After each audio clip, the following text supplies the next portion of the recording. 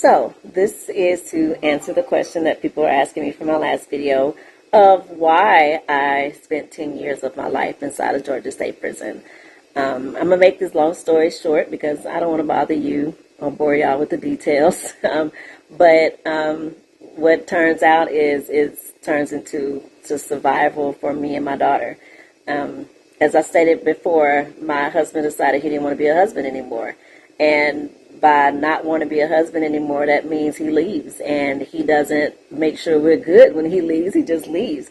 And I took that as, okay, you're still going to help us. You're still going to be able to, pay bills around here. At least pay her daycare. Like, if you don't do nothing else, pay her daycare. Because we all know who has done it, that daycare kills us. We're paying $175 a week. And when you're doing it on two incomes, it's hard enough. But going from two incomes, where he was the breadwinner, to my income when I was making $15 an hour, it was impossible.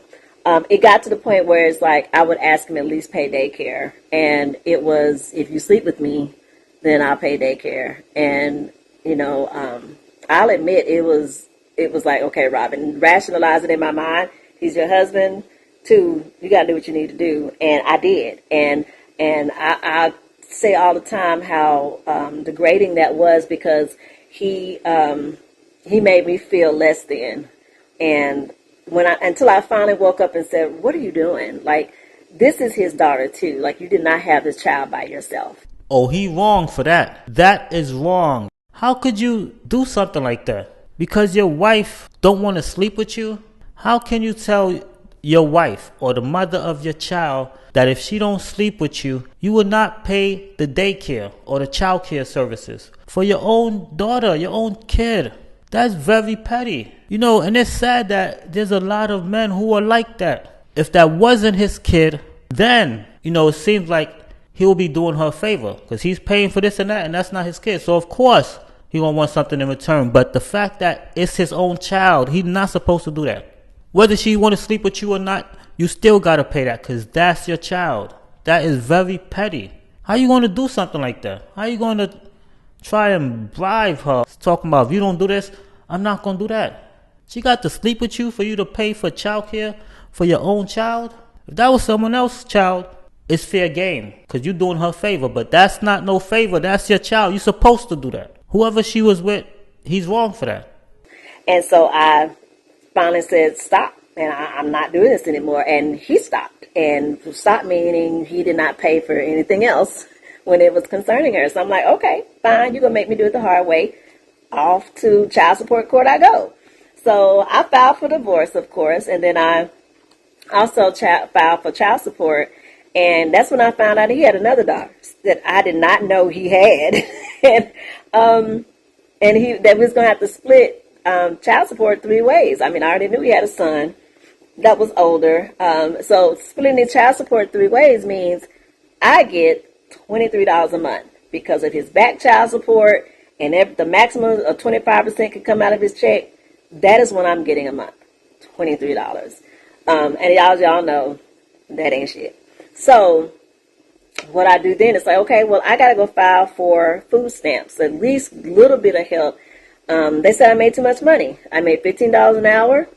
I made too much money, so I was denied for that. I filed for child care assistance. There was a long line for that. I filed for housing assistance. There was a long line for that. So I'm just basically screwed.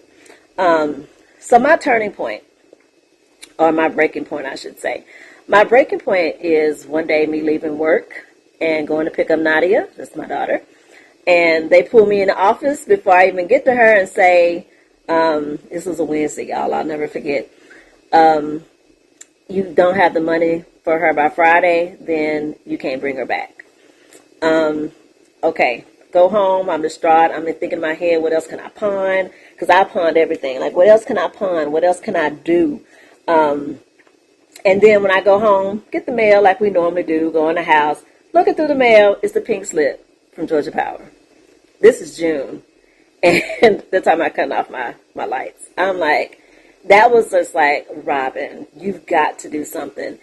So it came to the point where, I took money from my job. I I worked as, in payroll, and working in payroll, I had access to many different things, and that's what I did. Um, I'm not proud of it, and this is no way of me bragging about what I did, because God knows the feeling you get from this knot in your chest of being caught, doing something wrong you shouldn't be doing. All of this sits heavily on your chest, and it's not worth it. But at that time, I had exhausted everything. I had worn my parents out, worn my siblings and out. I had no other choice at that time, and so that's what I did. I took money for about a couple of months, trying to, a little bit at a time, paying my bills, getting them caught up, because I didn't want to be back in that same situation. So I gave myself enough of a cushion so that we could be okay. So that's what I did, to get 10 years of my life taken away from me, taken away from her, all because of, the decisions that I made, because I felt like I had no choice. And that's one of the reasons why I fight so hard about resources, because I really feel like if they had a better system set up, then that should not have happened for me. But in my next video, I'll talk about, how it all come tumbling down, and please believe me, you're going to be shocked.